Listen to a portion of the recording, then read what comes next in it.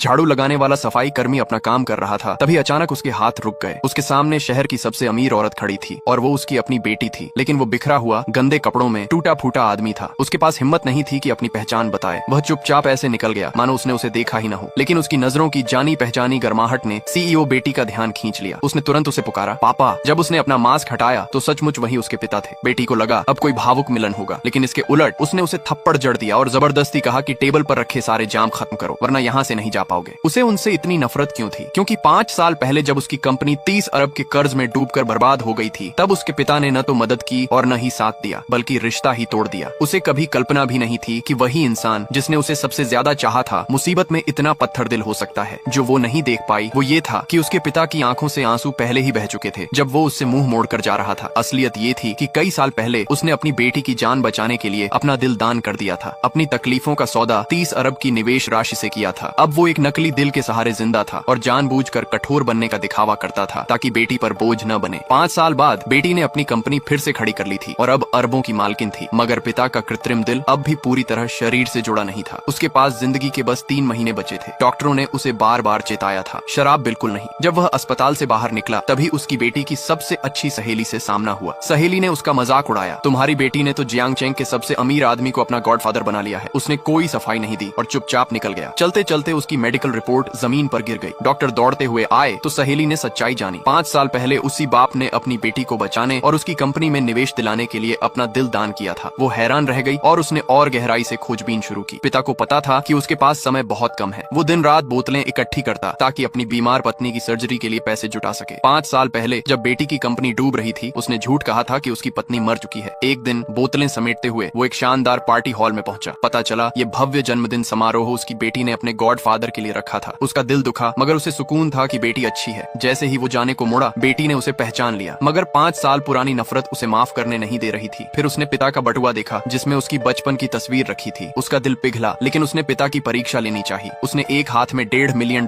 की घड़ी और दूसरे में अपनी फोटो पकड़कर कहा, अगर तुम तस्वीर चुनोगे तो मैं तुम्हें माफ कर दूंगी। लेकिन सिर्फ 3 महीने जिंदगी बची थी। वो नहीं चाहता था कि बेटी चिंता करे। उसने तस्वीर छोड़कर घड़ी चुन ली। बेटी का दिल और ठंडा हो गया। उसने आरोप लगाया कि वो लालची है और उसे नफरत का जाम पीने पर मजबूर किया। पत्नी की सर्जरी कराने के लिए उसने 2 मिलियन की गुजारिश की। बेटी ने शर्त रखी कि तुम 3 बोतल शराब पियोगे जिनमें मैं अपना खून मिलाऊंगी। पहली बोतल नफरत खत्म करने की, दूसरी मोह खत्म करने की और तीसरी खून का रिश्ता खत्म करने की। बेटी पर बोझ न डालने के लिए उसने दांत भींच कर वो तीनों जाम पी ली, जबकि उसका दिल अंदर से टूट रहा था। इसी बीच सहेली ने सच्चाई जान ली थी और वहाँ दौड़ी चली आई। नेक्स्ट पार्ट तभी आएगा जब आप चैनल को सब्सक्राइब करके लाल दिल भेजोगे।